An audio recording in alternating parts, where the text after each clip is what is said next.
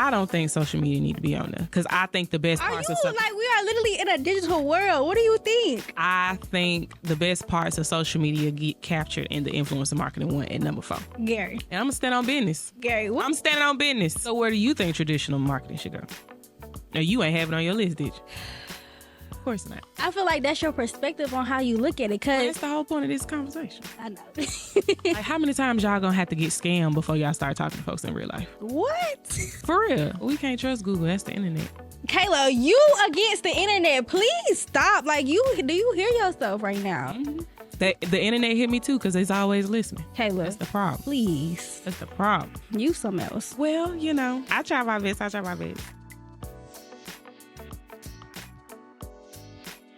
Welcome back, guys. Hey. This is another episode of A Marketing Podcast. I am your host, Kayla. And I'm Angelina. This is episode 5, right? I'm just so proud of us, man. I'm so proud of us. Come on, consistency. Right. And so today, in honor of this being the 5th episode, and us coming to the end of the first quarter, we're going to do something a little differently. So I really enjoy watching other people do like list compilations. Yeah. They're totally arbitrary, totally subjective, but just the banter between arguing about what's in what spot be funny. I just feel like we about to go at it, but they don't know we're doing it. We're going to go at it. I think it's going to be interesting. But today we are compiling the top 5 best marketing channels. Let's get it. Now, this is, obviously there is some research behind this because we are experts, but this is totally subjective, right? This is based on like preference, stuff we like. Yeah. And so I think, you know, some of the differences that we have personality wise and generation wise, we'll probably. You need some water? No, I'm good. I'm just, you know, want to give folks a little context of how some of these things may differ, but they may be very similar. Who knows? Mm-hmm. But yeah, so I've had some thoughts. She has had some thoughts. And so we are going to compile this into one single list.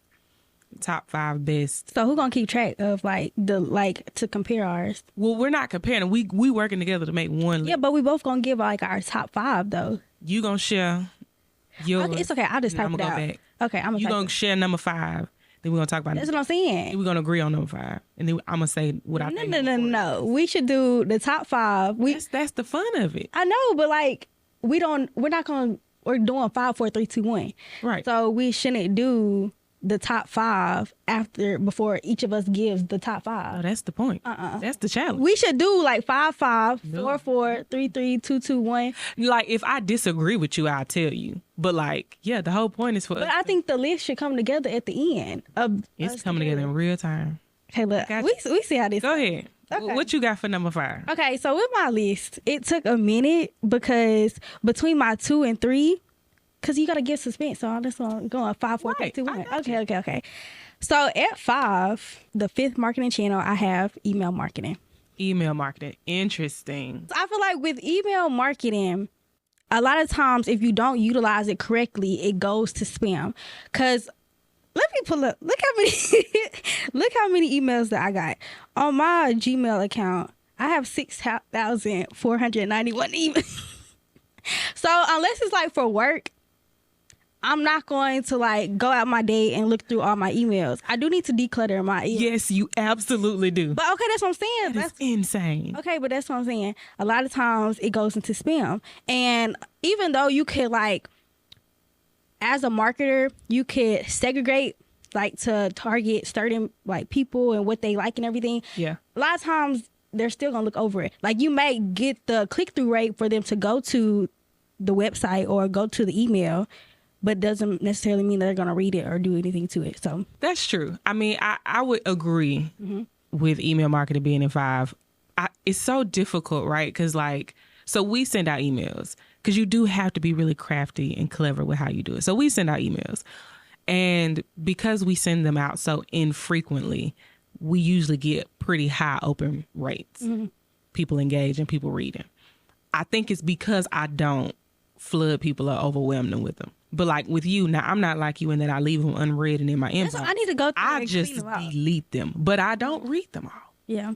I get a lot of emails. Now, part of that is I am a marketer, so sometimes I sign up for people's email lists simply to be nosy. But then, you know, when you like buy stuff like clothes or anything like that's product based, they will just bombard you. They be spamming with emails. And my assumption is that because we don't really fool in the product space for real, e-commerce, we don't really do that.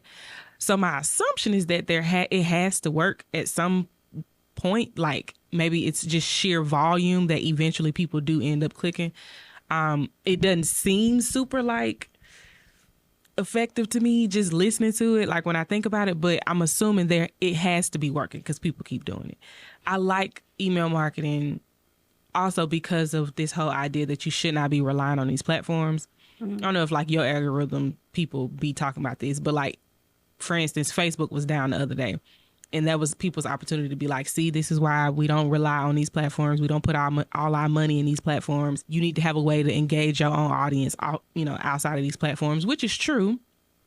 I guess technically speaking, if you have a hard printed list of the emails on your email list, then you safe from that. But people are still depending on whatever email marketing tool they're using to host that. Like it is different, but it's not like completely independent of the internet the way some people try to make it seem like when they kind of like and at folks when like Instagram or TikTok is down. But like I feel like it's very good marketing, but it's at the bottom of my list because unless you're like a business or a corporation, or it's like you're exactly catering to you where, oh, I need to see this email, it's kind of frivolous because it's like, oh, if I see it, I see it, but if I see a notification, I'm not gonna go out my way in the day to, okay, let me see and read this, because y'all know y'all don't like to read. We was talking about that earlier. So what is your fifth? So I'm not gonna say 5. I'm gonna say 4. I'm gonna put a channel at 4, and we're gonna go back and forth on it. So you have email marketing at your 4th. I'm telling you, we building a list together. Kayla, you are supposed to say so which one is email marketing for you? Or what is your 5? It don't matter. Kayla, It don't matter. Kayla, what is your 5? Listen, this is how this actually goes. How this actually goes is everything is supposed to be done off the top. Yeah. I know you don't like doing stuff off the top, okay, so I let you bring your 5. Okay. But in reality, we supposed to just be sparring back and forth. Okay, so I'm asking you, what's your 5? I didn't make no 5 because I don't need. Wild. No, I'm telling you, that's the whole. So you're saying your email marketing is 4? No, I'm saying I agree with you that email marketing can be 5 for this list. Okay. I'm okay with that. Okay. Now, if email marketing is 5, I think 4 should be influencer marketing. Nope. Why you don't think so? My number 4 is content marketing. Influencer marketing is my number 3, but we're going to get to that. Content marketing, because we're talking about websites, we're talking about blogs, and we're talking like podcasts, things like that. So content marketing helps you drive traffic and helps you, build your brand in type of way, getting content out there on all your platforms, all that stuff. But I think I put influence marketer as 3 and content marketing as 4 because, okay, I want to give it to a story time. So y'all know on TikTok and everything, everybody knows Casanat, right? See, Kayla, you need to get into it. Casanat, the streamer. Yeah. He had Offset on his show, and they spent the night. Okay. So the boy with the hair, right? He got yes. He do Dennis and all them. He's in a group with all of them, by the way. Okay. They in a group. Okay. They're called AMP, right? So so Kai does Twitch, right? So there was this Nigerian singer, songwriter, whatever. His name is Omale, right? He had a concert, and so this couple went, this boy and this girl, they looked like they had like kind of like front row, whatever. And you know how the artists be like bringing people on stage and the girls and stuff? Okay. This girl, the couple, this girl goes out the way to be picked on stage away from her boyfriend, embarrassing him. She get picked up on stage with Omale and is doing the whole 9. She like grinding her, he like going down like to where she like looking like she about to, give him some. Like she was doing too much while in front of all her boyfriends. So after the concert, everybody, Nina, she go to the back and there's like a curtain drop and she doing extra stuff while she has a boyfriend for this Omale. And I didn't even know who Omale was. I had to look him up. Because who is that? So that happens. And afterwards, people was like clowning the dude. Like, if I was him, I would. She probably turned him to a demon. Can't lie. So after that happened, people was clowning him, blase. Okay, in the aftermath, people find out on TikTok and everything. Castanet reaches out to the dude and brings him on his Twitch. This man goes from like a couple thousand followers to like, I think it was like 20, 30K. He probably got like 100. I don't even know, but it's up there now. And so all this is from Kai, like shouting him out, bringing him on, and like he popping now. And I think he was doing it to like clothing, like he got brand deals and all that stuff based off of the influencer marketing from Kai Cenat. So he went from that to that, even though his girlfriend did him wrong. But I was just telling that story to show that influencer marketing can go a long way. But it's like, yes, you could have, like, that could be a 1 in 100% chance. So that's why influencer marketing can be better than content marketing. But content marketing, even though you have a lot of content posted, it's not going to be certain that it's going to drive traffic. Because just because you have a lot of content doesn't mean a lot of people see it and that you get brand recognition. I'm still going to put influencer marketing beneath content because, to your point, like, unless that boy got something to sell, what good was that? What do you mean? Like, he's like doing brand, like clothing. Right, but that's only going to last but for so long because he wasn't a brand before that. And we're talking marketing channels in general. That's not relevant to most people who got something to sell. And that scenario ain't relevant to most people who got something to sell. But also think about it in terms of just influencer marketing in general. Because it is now oversaturated, it's not as effective. Like when you are engaged with content, you know what an ad is when you see one, even when it is somebody you know. They have to start off the caption with ad. So we're getting more accustomed to tuning out of traditional advertising. I think it was super, super innovative when it first happened. I think there is still some kind of like space to explore. Like I do think there's more space for B2B businesses to explore influencer marketing. I really like the idea of micro influencers, but I think overall its impact and its effectiveness is just not as much as it used to be. And as a general marketing channel, I don't think it's as effective as companies using their own content, creating their own content. Because you got to remember, when we talk marketing channels, we're not just talking the internet.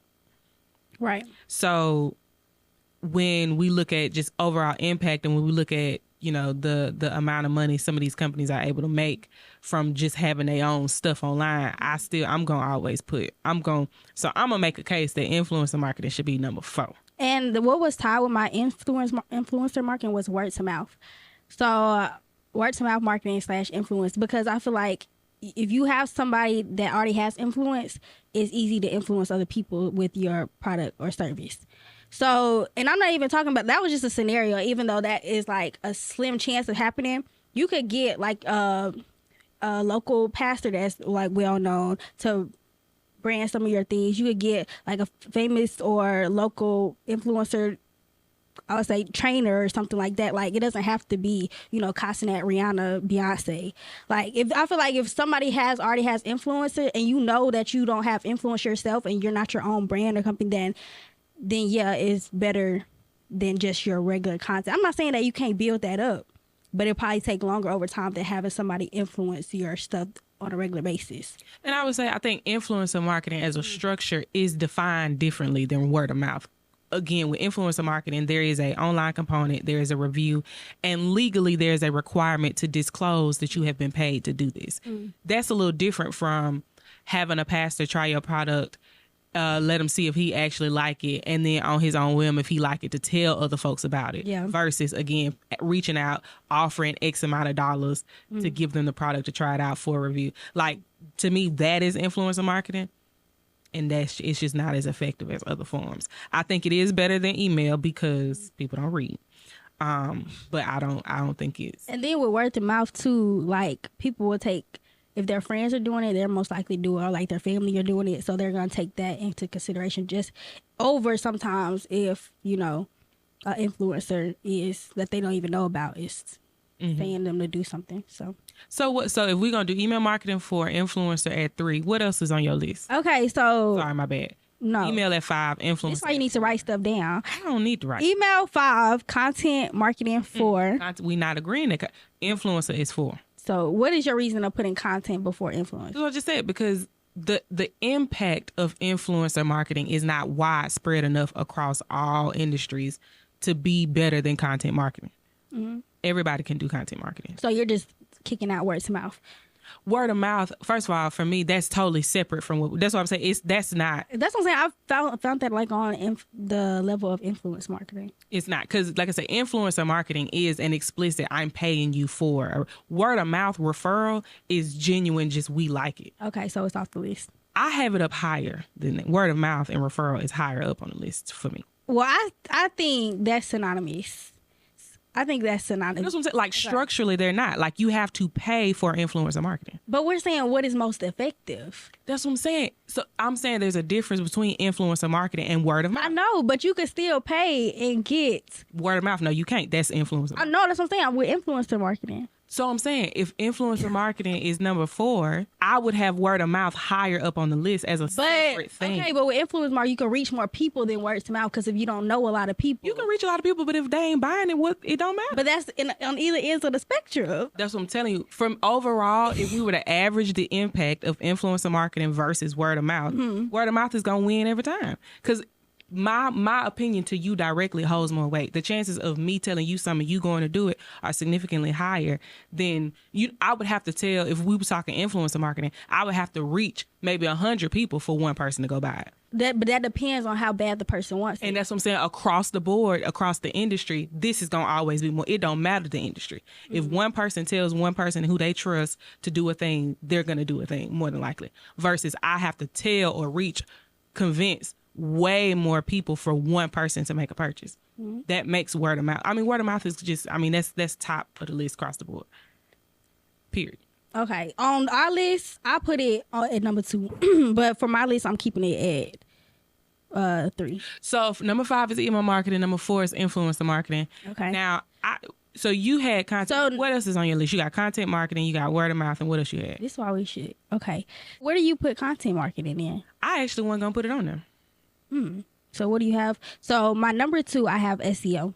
So SEO was going to be up there for me. And I feel like I was battling between influencer content and SEO, but the reason I put content marketing as 4 and SEO above influence, word to mouth, and content, well, not word to mouth, but influence marketing and content, is because SEO, those two won't be effective if you don't have the SEO.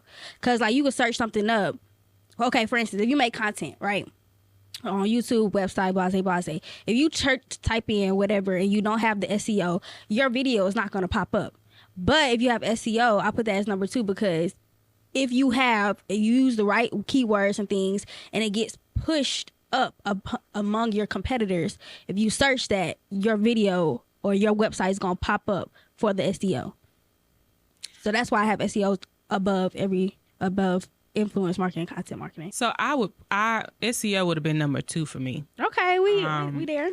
Number 3, honestly though, I would probably put let me see if I can categorize. I would probably say just traditional marketing. So what's the difference? Okay. Billboards, flyers, car wraps, that type of stuff. Because for a couple of reasons. One, it's some of the oldest forms of marketing, so it's just always been effective. But because people are so used to the internet, I think those forms of marketing have a unique opportunity to catch people's attention. For example, and I'll kind of tie this to SEO. So I think SEO is up there for me too, for the reasons you named, but also just on a local tip. Like if you have a local store, you sell anything locally, SEO gonna be your best bet. Like you got to show up in the search results near me. I think billboards and other traditional forms of media work in a similar fashion. I think the internet, especially TikTok, things that make the world smaller can make purchasing decisions more overwhelming. And so when you kind of come into the real world and you are able to kind of, cool out some of that noise, I feel like those types of engagements or advertisements just kind of stick a little differently. Like, for example, if y'all are in Alabama, really the Southeast, because I know he in Georgia too, I think, like the Alexander Shannara, a lot of the lawyers who deal with like automobile accidents, he got a couple billboards that are upside down. Like there's a joke that it's as many billboards for Alexander Shanard as there are churches on corners. But like he got some of them that are upside down. It's hilarious because the idea is to supposedly that if you in a car accident and your car done flipped over, you can still read his billboard clearly. That's wild. Because you upset. But like it's so effective. He has made so much money simply by focusing on the more overlooked or the less glamorous forms of marketing. People remember him if they in car accidents and they need to sue somebody and they need to like that. So to me, I love stuff like that, and it's also an opportunity to like, I don't know, be more personable. Like everything on the internet, it's different too. It is. Everything on the internet is like, now you got to wonder if what you looking at is real. Like I saw this joke, this reel was like AI generated. The game was like, is it AI? It's like, is it AI? Is it real or is it cake? Have you seen the cake videos where like they make really, really, really realistic cakes? Oh, I did see that. You have to cut into. So like that was the game, and it just went so far. Eventually, the guy was like, "Are you real and AI or cake?" And he was like, "I don't know." Turned out he was cake, but it was just like that's just how far we going on the internet. And so I feel like some of those traditional forms of media now, I can't like.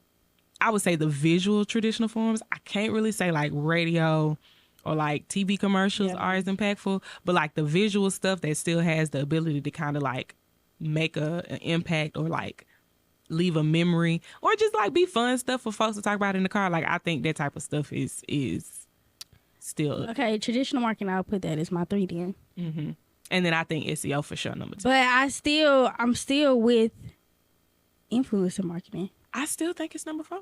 I don't think it's better than traditional marketing. It's definitely not. So we both agreed that email marketing is 5. Yes, it's 5. So 4. You think it should be content. I think it should be influencer.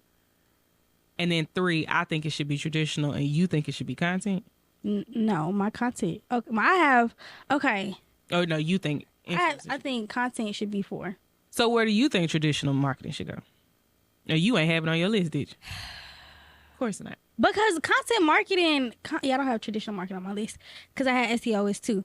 But I don't know, because I feel like content marketing makes up, besides traditional marketing and word to mouth, it makes up everything else in a way. Which is why I didn't feel like calling it out individually. So, okay. It's part of everything else. Okay. So if it's a part of everything, I'll take it off then. Because it is like a way. Okay. So utilizing content marketing and everything else, then I'll take it off the list. So that means that 4, okay, I'll put 4 as influence. Do I think influence marketing or traditional marketing? Okay, but if it's traditional marketing, I would take, because when it word to mouth and traditional marketing kind of be in the same boat, well, I would tie them. I would tie them? I would tie traditional marketing and word to mouth. No, I wouldn't. I take that back. No, I take that back. I don't know. Okay. Here's the thing too that I think people forget. Even though the world has been made larger and smaller at the same time because of social media, majority of the money that get made in the business that gets transacted ain't on the global scale. Like a lot of money gets made locally. Yeah. Like a lot of money gets made without anybody ever having to find out about anything. I'm making our list so we don't get confused. And so because of that, trying to keep that in context, right, that there are so many small businesses that have been in existence before the internet. I can't in good consciousness be like, oh yeah, the internet. So 5, we got email marketing. 4, we got influencer marketing. And 3, 2, we have SEO. So so 4 is between traditional marketing, and you put word to mouth as your top. My number 1, okay, so 5 on my list, I have email marketing. 4, I have content marketing, but we said we're scratching that. So I do agree with 4 being influencer marketing. 3, I have word to mouth, but Kayla says traditional marketing. For 2, we both agreed on SEO. And then for 1, I have social media. Interesting. And the reason I have social media above all, because even though I have it above word to mouth, because a lot of times now people do not like talking to each other. because people will have Twitter fingers. For instance, Twitter fingers. You type in all this stuff, but in person you're not gonna do nothing. I feel like that's the same with online and offline. Sometimes a lot of introverts don't like talking to people, that rather do stuff online than talk to people in person because of, they're nervous or things like that. So this is where I think for sure the generational bit is coming to place. Now, if I'm not mistaken, I think millennials are still the largest purchasing generation right now. And so I think because that's the case, I'm still going to put word of mouth first, because we, introvert or not, we got close friends that we still talk to verbally. Mm. Like we not, and when it comes to a referral of some sort, that is how we operate. Like if I need something, I think about somebody I know who has already had it and I'll ask them. Or if we have something that we really enjoy, we will go tell people about it. And so we still live like that, still holds a lot of weight. I think also just because we had a life before the internet, I think we approach the internet with a little bit more skepticism. And so like we are more likely to, as a matter, I'll be a perfect example, right? I saw an ad on Instagram today for this traveling bag that like completely unfolds flat, so like you can put garments in it to zip up like a garment bag, but then after you do that you can fold the bag up into like a carry-on. And I sent it to my group chat and I said, somebody buy it and let us know if it's real. I saw it on social media. I still don't trust it, so I sent it to my homegirls. Mm-hmm. I asked one of them to buy it, let us know if it worked. If one of them buy it, then they gonna let us know for sure whether it was worthwhile or not. What you're saying is influencer marketing. That's not influencer marketing. In a way. That's what influencers do. I'm telling you, the structure of influencer marketing means money gets exchanged. It's not simply... But no, sometimes it's not always money. Sometimes they get free products. That is still... But you were paid for your opinion. That's what I'm saying. There's a difference between being paid for your opinion and sharing it willingly. If you are sharing it willingly, it's not influencer marketing. That would be word to mouth. Yes.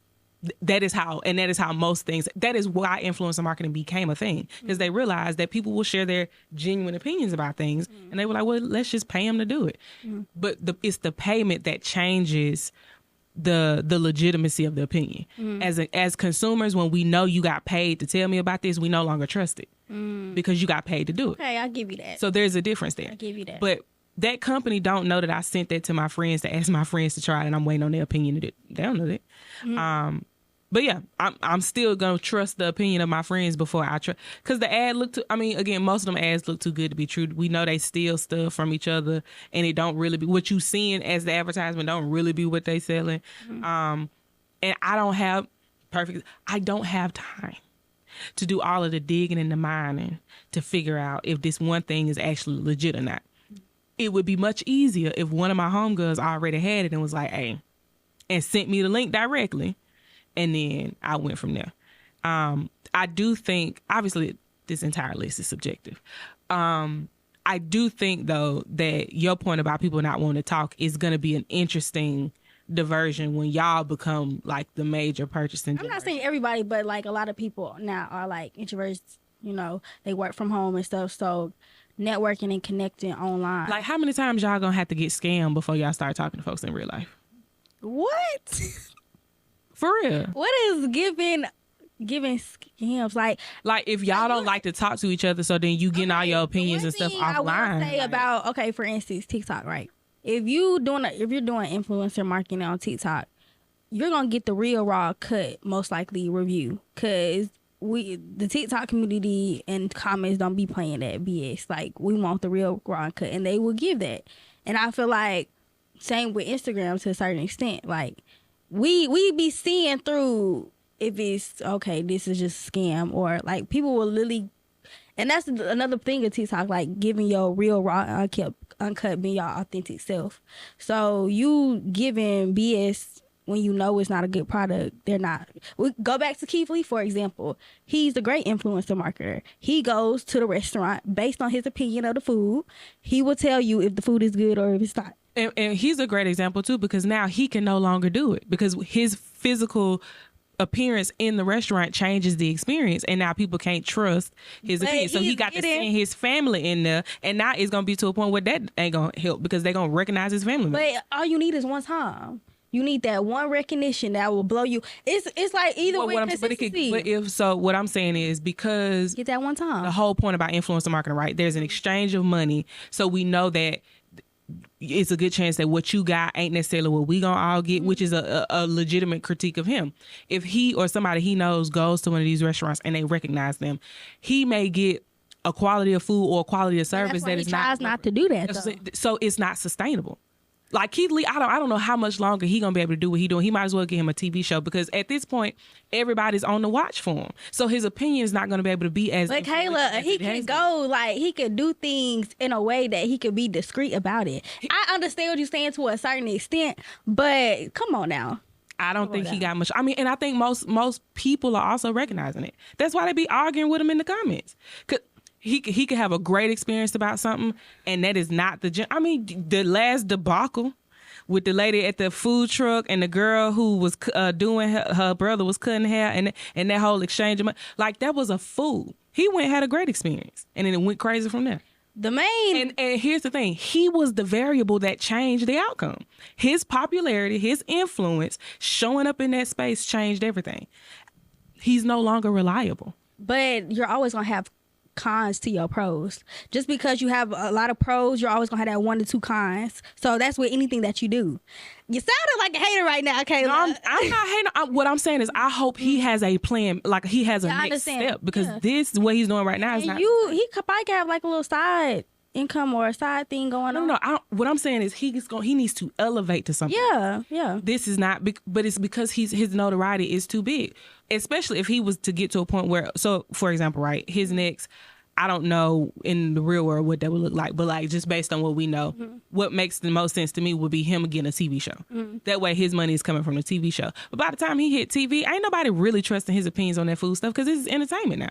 And then I feel like a lot of times why my social media is number one is because influencer marketing, all this stuff ties into the content marketing, everything ties back into the social media. And social media, based on your community and who you can influence, that determines how you get to that next step nowadays. It's not always about what you know. Sometimes is your influence on other people and what you're doing on your social platforms that get you to the next step, because that's what's going to get you the brand deals. That's what's going to get you if you want a TV show, they be seeing you on social media popping off, then they'll give you your TV show. It's not always about, traditional marketing and all that stuff and everything. But I understand what you're saying, but I feel like influencer marketing, they don't pay him. He does that. I'll just give an example of Keith Lee of influencer marketing, because he can change your restaurant from in the gutter to boom, you pop it off. You got thousands of followers now, right? And a lot of traction to your. But the overall impact of that particular way of marketing on industries as a whole is significantly less than other stuff.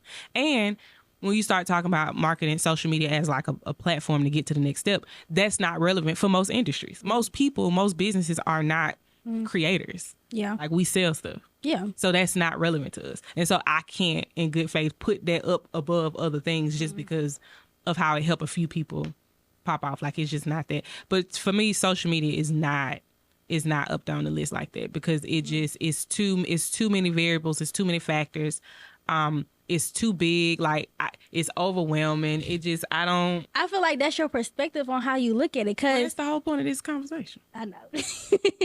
I understand that, but I'm just saying it's the mind thing. So like, if you go in with that, this too much, this and third, like, of course that's the outcome you're gonna get. You have to have a positive mindset of when you go into things originally. Yes. We get a lot of clients who are interested in working with us on social media because they spend so much money on ads and it's not working. And that's the main thing I want to say. Social media is also free. For the billboards, for all this other stuff, you gotta pay. But social media is not free. It is free. If you don't know how to use it, it's not free. Kayla.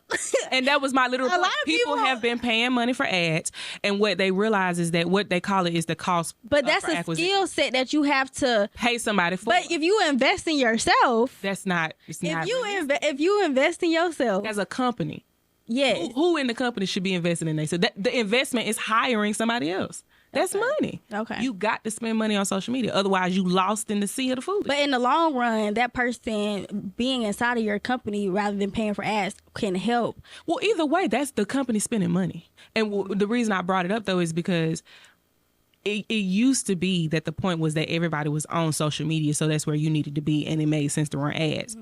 Because social media as a channel, as a platform is less effective, they are now having to spend more money on ads just to get the same amount of leads, and they not converting them. So what many of them have been trying to do now is find social media experts so that they can spend money on organic marketing, because they have been misled to think some of the stuff you've been talking about, right? Like, well, you can go viral and then your stuff can blow up. There's a 1 in a million chance that happens to you. And so they have over relied. They have been sold this dream that social media is the end all be all, and they don't know how to stand out on those platforms because it is very hard to do. And so you got to spend a lot of money to do it right. Whether that's you doing ads, spending a whole lot of money on ads, or you paying top dollar for an expert who can make you stand out, or you doing all the stuff we just talked about, paying an influencer to review your stuff, like that's still money. It, like, again, I'm thinking industry while I'm not just thinking about creators. I'm thinking about all these types of businesses that exist and how they function and how they see social media fit into what they got going on. It's just... But at the end of the day, it's not all about the followers and if you go viral, even though that could be a part in it. But it's about, at the end of the day, another reason I choose social media marketing is because it's about your community, and you can communicate through social media as well. And so when you talk about community, right, like even on the influencer tip, a lot of the conversation is, people are going towards micro influencers because my community, my number of followers may be smaller, but they're more engaged, meaning I have a higher level of influence over this small group of people versus an influencer with a whole bunch of followers with only a small percentage of people engaging with their stuff, actually taking on their recommendations. Well, if that is the reasoning behind why we think social media marketing could be good, that is, to me, why word of mouth is number one, because that's all that is. Like, the weight of me making a recommendation to somebody I know personally and their ability to immediately act, like literally all of the contracts we signed this year have been word of mouth, a direct referral. And what we hear from clients is, you came highly recommended by such and such, and I trust them with everything they tell me to do. It's not a question. So we get on the call and it's, how much is it? That's different from, hey guys, I wanted to tell y'all about this thing I got in the mail, because now I got to touch way more people for maybe one or two of them to be interested. They still ain't all the way sold, right? Because they know what they're looking at. That's totally different from, my homegirl can vouch for you. She told me straight up it was this, this, and this, and that's exactly what I'm looking for. And I don't want to have to go through the time and the money and the stress of vetting folks when I can take the word from somebody who I trust deeply. Question. I agree with you. What are I should ask this in the beginning. Is this a B2B, B2C, or just... It's across the industry. Okay. And that's what I'm saying. I think a lot of the digital stuff only takes particular types of industries to account. Yeah. But we got to think across the board. Like, a lot of money getting made and passed around in other forms other than what's glamorous on the internet. Yeah. That is true. And so, and again, and the idea of influencer marketing itself was birthed from word of mouth, right? Like literally what we just talked about is like, well, what if you could talk to more of your friends who trusted you at one time? And then that grew into, well, what if you got now a whole bunch of strangers as friends? It just kind of grew. But and I also think about stuff in terms of like how much effort it takes. So like the effort versus the return. If I can have one conversation with one person and they're sold on whatever I recommended them to and they go buy it, that's different than me taking time to record something and then post it and then do all the things I would need to do to make sure that post reach all of these people in hopes that some of those people watch it in its entirety, go click the link, go buy it, like the amount of effort there is just totally different for one sale. Okay, I have a question. Would you put social media below or above SEO though? Below. So you would put social media at 3? If I had to put it on there. Okay, so we can come to an agreement of this list that we making. Social media on there. You would have put social media. Okay, well, we're coming in agreement to this list that we're making. So we got 5 is influencer marketing, 5 email marketing, 4 influencer marketing, 3, let's put social media instead of traditional. I don't think I. If you could agree with me for 3 social media, I agree with you, 1 being word to mouth. Because that would mean that there's literally only one marketing channel that's not on the internet that's worthwhile. What do you mean? SEO is the internet. Social media is the internet. Influencer marketing is the internet. Email marketing is the internet. I can't rock with 1 out of 5 marketing channels being real life. I just don't think that's true. To me, now I will say this. I feel like because where influencer marketing happens, influencer marketing to me captures the most effective part of social media marketing. Okay, can we put social media marketing? But I would say put traditional marketing and social media marketing tied with each other. I don't know. So, okay, so for you, what about social media marketing beyond the influencer part is like... You connect with your audience. Social media is just different platforms where you communicate. So how is that different from email in terms of what you're looking at? Because nobody is going to be sitting up, unless you're a business person, and just be emailing to each other all day. That's what text messages are for. But people would rather do social media because it's the broad amount of people, and that's what's the wave, and that's where you can see everything, than email marketing. But you can still, like, I still scroll past most stuff on social media. Nobody is going to sit up, unless you're in a business sense, sitting up emailing each other like that. Like, they will do that on social media. Like, but you know what? Email is like sending out emails from a company. I understand. To me, social media is very similar. You sending out content from your company. Exactly. And the same way I delete those emails, I scroll right past that stuff on social media. But it could come up again in a different form. And I'm going to still scroll past it. But that's why they keep sending these. It's giving that imprint on your brain rather than email. So I feel like the email is similar. You had to see the title before you delete. Okay, well, we need to agree on this list. 5 email, 4 influencer. 3, I think we should put tie traditional marketing in. So we'll leave 3 like it is. Y'all tell us what y'all think. I don't think social media need to be on there because I think the best parts of like we are literally in a digital world. What do you think? I think the best parts of social media get captured in the influencer marketing one at number 4. Gary. And I'm going to stand on business. Gary, what? I'm standing on business. So y'all let us know. And number 3, would y'all pick traditional marketing or social media marketing? Okay. And then number 2 was what, SEO? Anyway, I don't think... Kayla, like you said, we had 2 different generations. Social media marketing is definitely on the list. I was trying to go hand in hand with you if we could come to agreement. Standing on business. No. Okay, I think we should agree that social media marketing, to be honest, I really don't think traditional market, I don't know. I'm trying to like give in with you. But to be on my list, I think we could leave them both tied at 3 and just let the folks decide. What are we tying it to? 3? Traditional and social media. Okay, whatever. Because I was going to say I was going to keep social media at 1. And we're finna look up what Google say.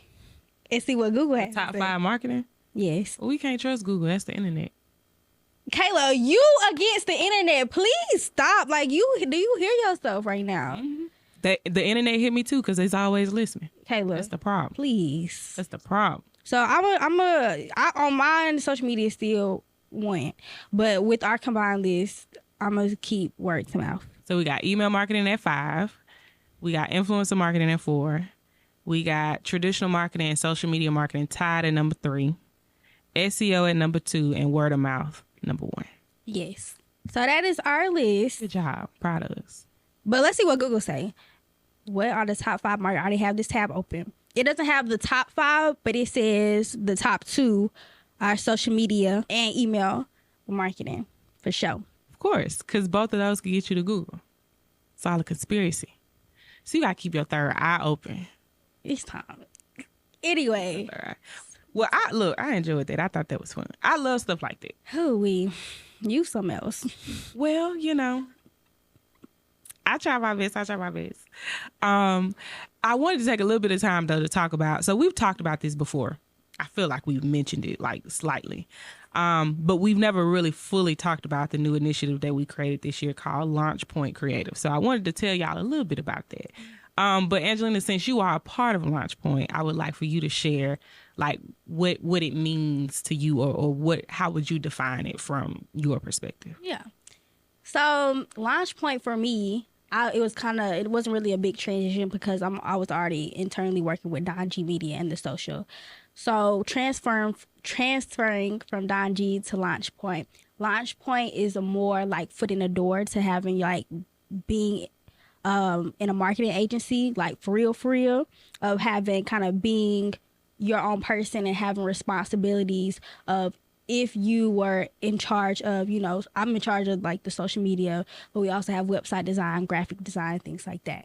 So I think it's really, I have a client coming up that I'm going to work with and that I have to, lead with the social media, the strategy, things like that I wasn't doing in Don G. So I feel like Launch Point is really a place where creatives can get their foot in the door and have the advantage as college students to be over, to one up other, people in the real business world that are coming out of college. So if we stay with Launch Point or we go to another business or start our own business, like we're going to have those things under our belt from Launch Point to, take us to the next level. So for y'all who may or may not know, we started Launch Point Creative as a nonprofit marketing clinic. So our company, Don G Media, which is actually being rebranded into Don & Co. So if you ever hear us say Don & Co., it's interchangeable. But yeah, so with Don & Co., we knew last year that we wanted to hire a young person because we felt like we had been in business at that point 5 years, and we had the experience and the processes in place to be able to develop somebody. As a business owner, my number one thing was I'm hiring experts. If I hire you, you need to be better at whatever I hire you for than I am. And so we have been doing that for the last 5 years. Well, we reached a point where it made sense that we had, like I said, processes in place where we could teach somebody how to do something, which would potentially give us a little bit more time and access to the person versus having a contractor who, is probably working with a bunch of other different businesses. If we hired an actual employee and we train them, we would be able to work with the same person all the time, and they would be able to, gain more experience and context. And so Angelina was that first hire for us, hands down best decision I ever made. And so from working with her over that summertime, sweet. Okay. But yeah, working with her over the summertime and like really learning how, honestly, this new generation, because I'm the youngest person I know. And so working with her and being able to understand like, okay, how are these new young folks working? Like, how are they thinking?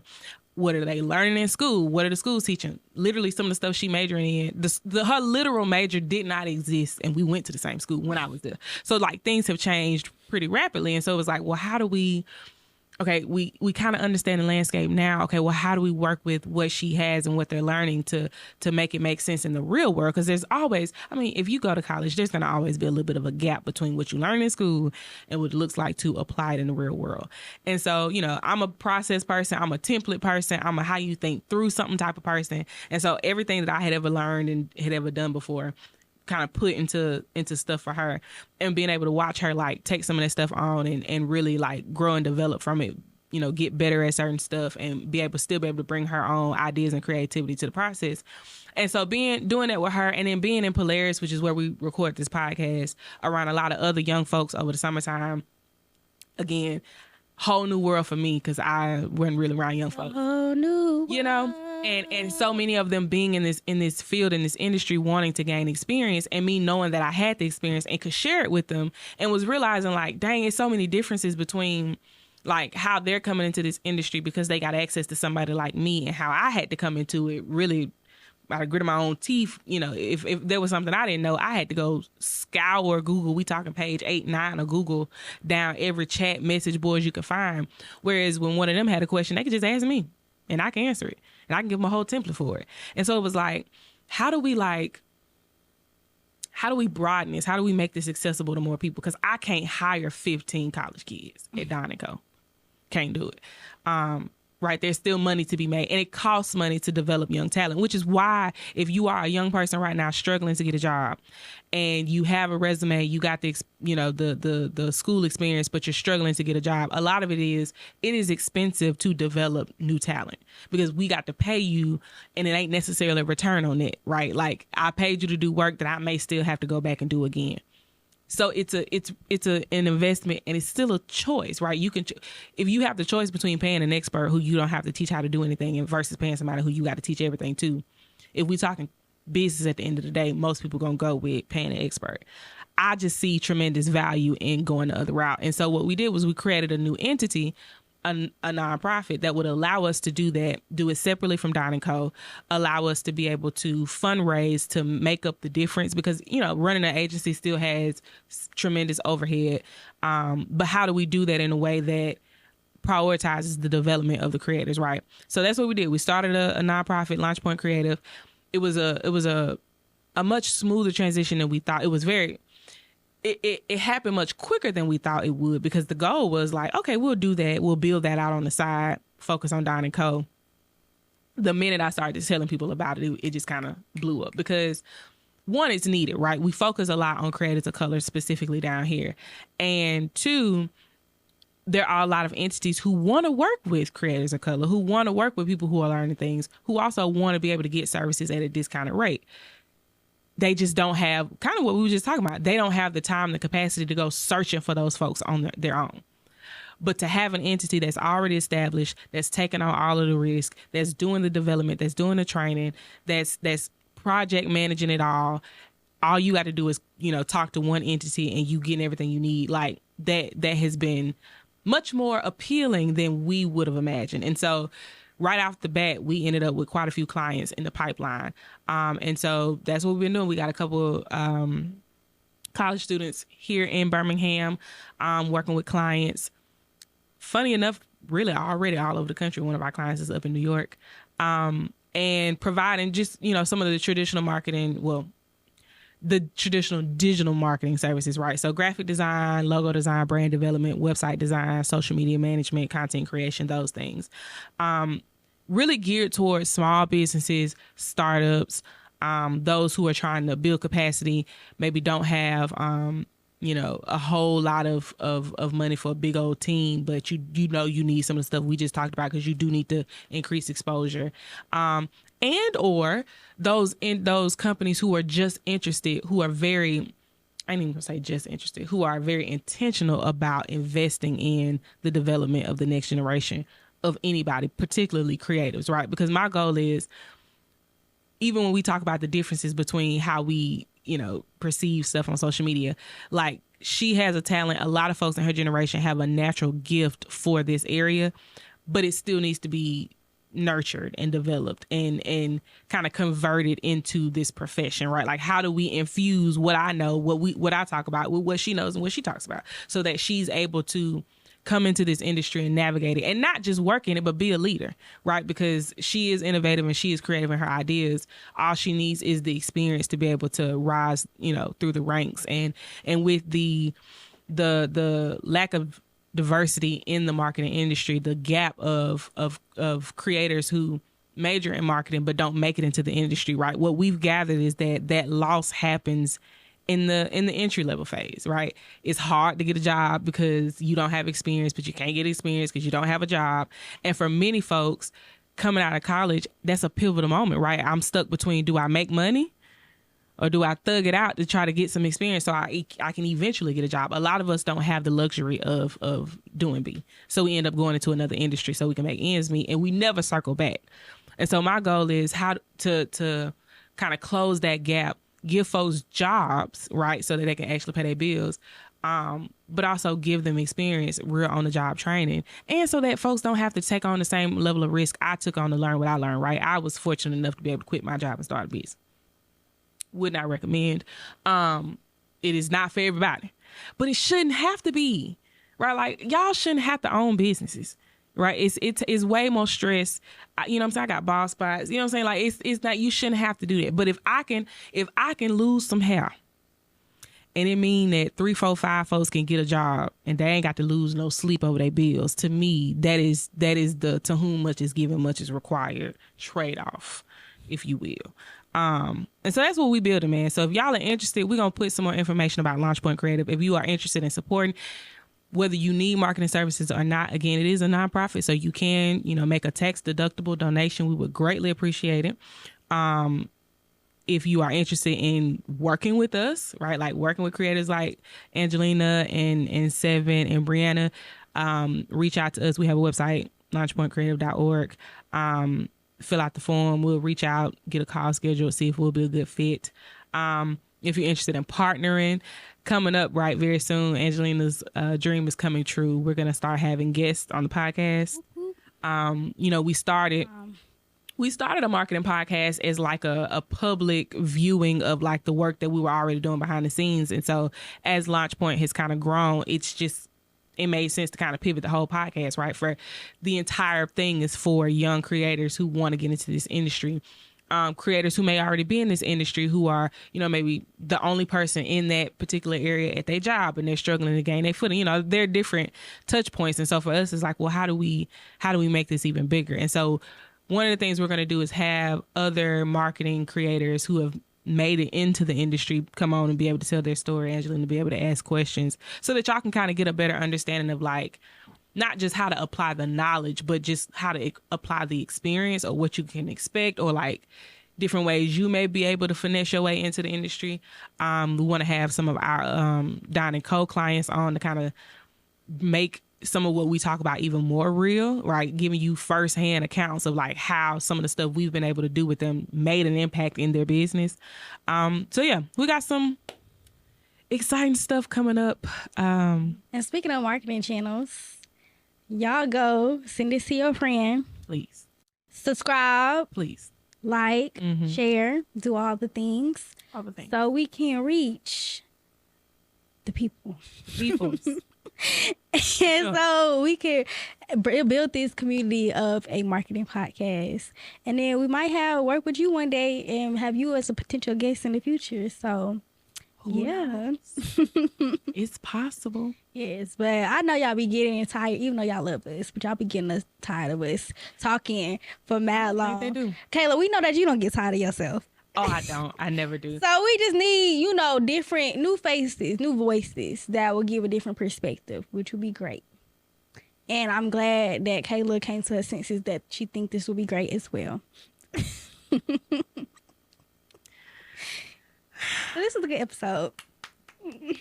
We appreciate y'all for rocking with us for this long. Episode 5 in the bag. We in here. Big 5. 5 years in business. 5 episodes. You feel me? That's tough. We got it. Got it. Oh. You ain't gonna make the sound? The little... What? Y'all don't do... All right, man. Until next time. We'll see y'all later. Bye, guys.